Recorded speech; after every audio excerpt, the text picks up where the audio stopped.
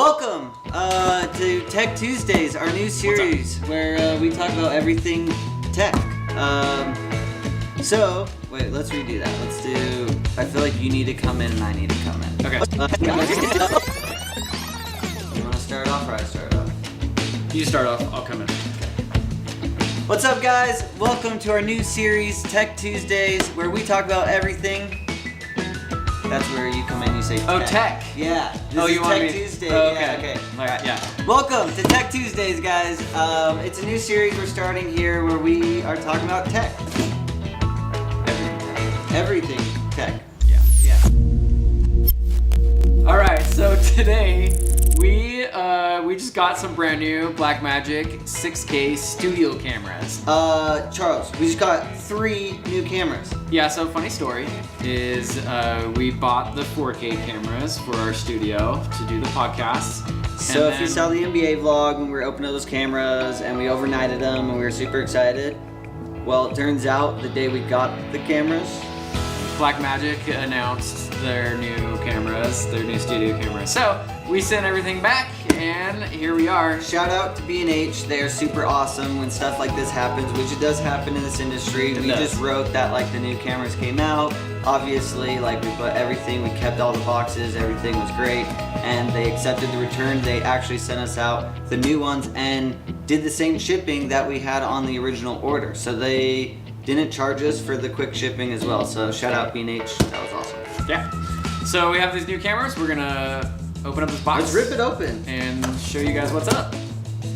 That was really bad. I thought I was like gonna go in there. You have the executive, right? Safety second. I think I just hit that camera, but whatever. Don't lose that favor. 1. So we're like freaking excited. I think the main reason is these cameras are EF mount.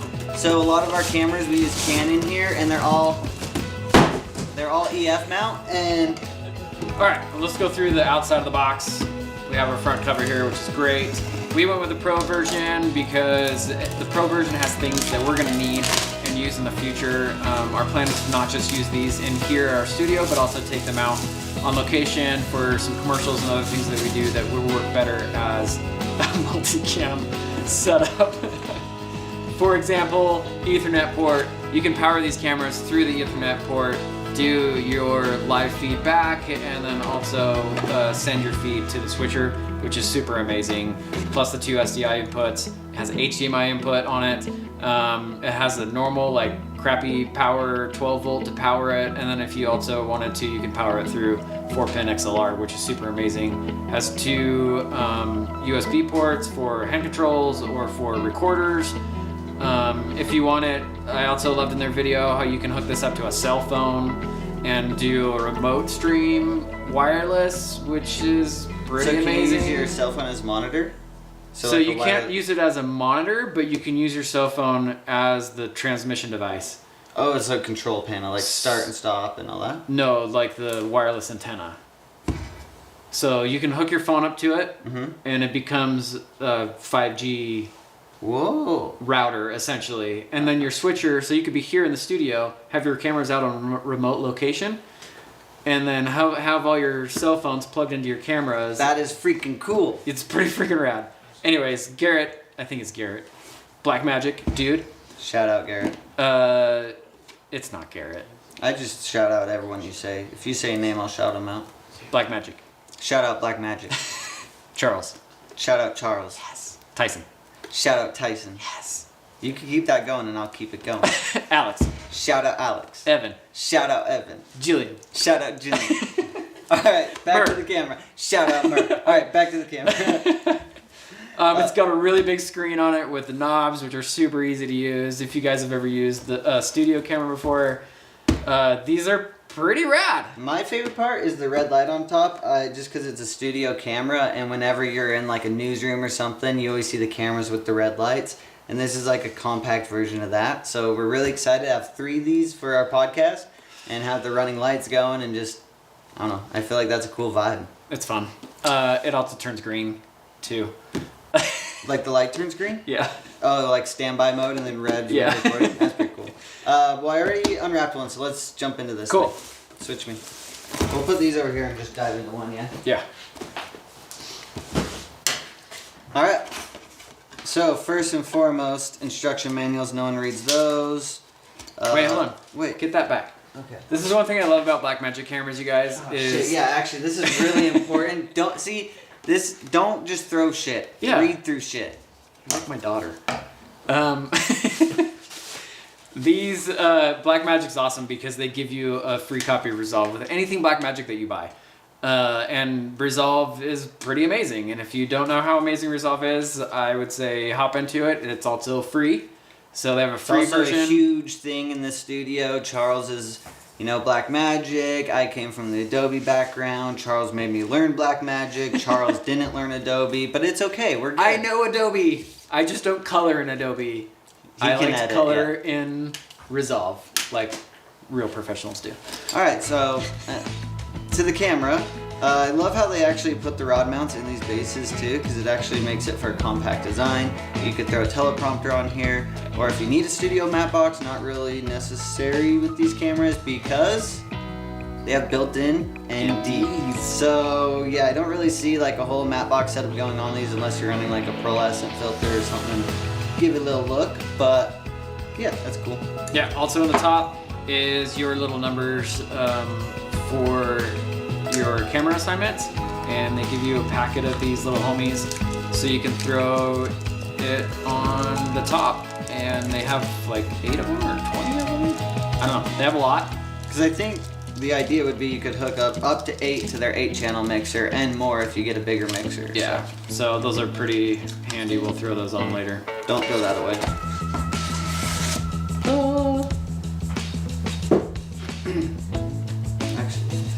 All right, I'm gonna pull the camera out. Here is the camera, and it's a lot heavier. It's a lot heavier than the 4K version. Is it? Oh, Yeah. it's a lot bigger too. It looks like it comes is. out like another 2-3 inches. Yeah, it totally does. That's crazy. I love that. Looks a little more beefy. It's always cool going in the studio with beefier cameras. Yeah, so this, which we love, has the Super 35 sensor in it now because it has the bigger mount, so they were able to put a bigger sensor inside of it. So is essentially this like the Pocket 6K that they Yeah. have on the market? I mean, they haven't said it, but I would assume that it has the exact same sensor in it that the Pocket 6K has inside of it. So you're looking at 13 stops of dynamic range. It shoots BlackMagic RAW with all the B-RAW stuff that comes with it, which is super rad. Obviously, you have to do that through USB-C port. That's right there, which is super cool. So they have this flip-up hood, which I guess could be handy if you're filming outside. Yeah, I mean, I guess if you're doing an outdoor event, like, yeah. Yeah, I don't know. I like them. I think they look cool. I may even rock them here in the studio. So yeah, I don't know it's cool. It's a studio camera, right? I like how all the controls are on the outside. It comes right out of the box. Like, Oh, something we should show though is the ND filters. Let's hook up some power to this thing. let's get it going. Got a little You do it. fisheye here. All right, so we got power plugged in. Scooter's gonna throw this fun fisheye on there, which, why not? Why not? And We're then using our 24-70 on our main cameras. what's super rad, which I love, is physical switches. So we'll go ahead and flip this homie on. And right out of the bat, it wants to know that we speak English, and we do. And there we go. That's pretty freaking rad. What is cool about this camera, and maybe we'll show some like behind the scenes footage of shooting something, but you can control your lens functions from the camera because it is an EF mounted lens. The screens are decent. They're not the brightest screens, coming in at 600 nits, which for inside a controlled environment, they're great. You take them outside and maybe not so great at all. And that's where the sun hood comes in maybe, or maybe you mount something else that's brighter, like a small HD on the top. You could mount an external monitor if you wanted. They actually do sell monitors for these, a big monitor that It's a little brighter, but they actually come in at like $1,500.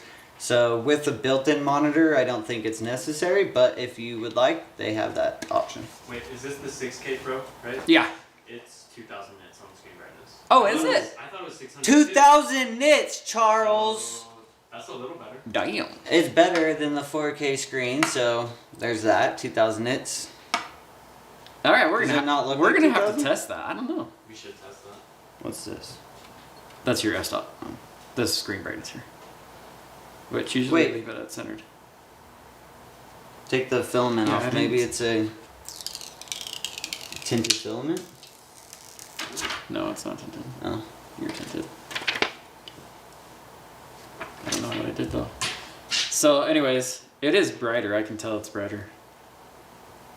Wow. I don't know. We'll take it outside and see. We're gonna test that. This is what's cool though about this camera, and part of the reason why I wanted to upgrade is right here, and you can watch the screen get darker. This is your ND button, and the built-in NDs. Oh yeah, that is so rad. So let's look at the menu system here. That fisheye looks wild. Dude, it's nuts. Dude, check this out. 6K. You can actually shoot in 6K, 5.3, and also Ultra HD. You couldn't do that. If you don't want the 6K option, you can resolution or downsize your resolution to 4K. I wonder, yeah, go ahead. Giving yourself way more time on the card, so if you're like filming long podcasts or something and you don't need that 6K quality because YouTube, like, you know, you're good. So it does crop in though. Oh. So that's how they're getting the 4K, is they're cropping in, and we'll show some footage of that. So why would something crop in? If you're going from 6K to 4K, is it cropping in on the sensor to 4K? Yeah. That makes sense. Yeah, it's the same thing that Red does.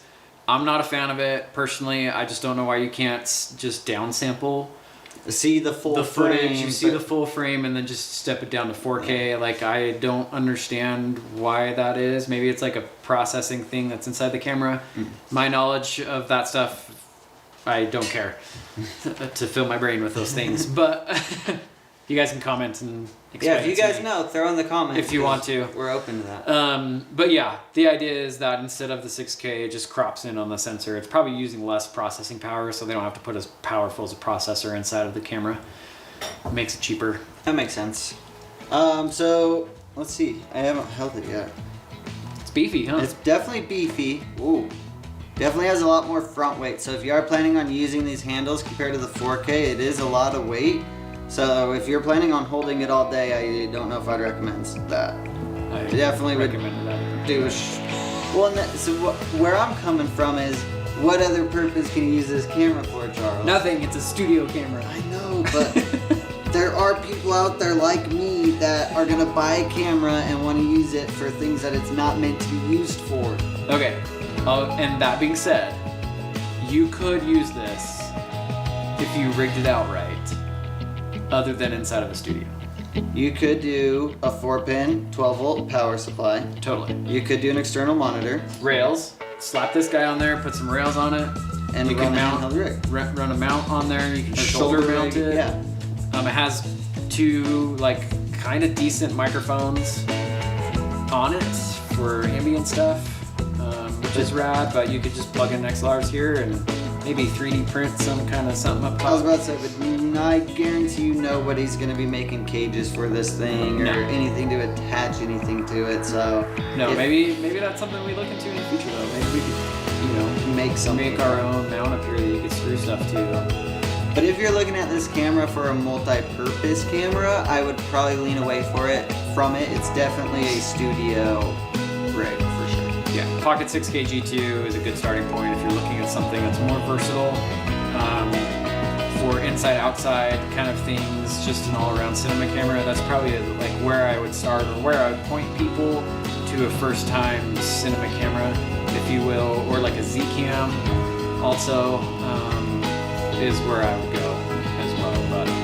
But for a studio camera where we do, you know, our podcasts and a lot of these videos, these cameras are going to be perfect for us, and we're excited to show you guys how they look. And we do have a music video we are planning on using these cameras for. So We're actually shooting that inside a studio setting where we're going to set up multiple of these cameras and use a live switcher and have the band perform multiple times, and not only have the live switcher but a multi-cam shoot.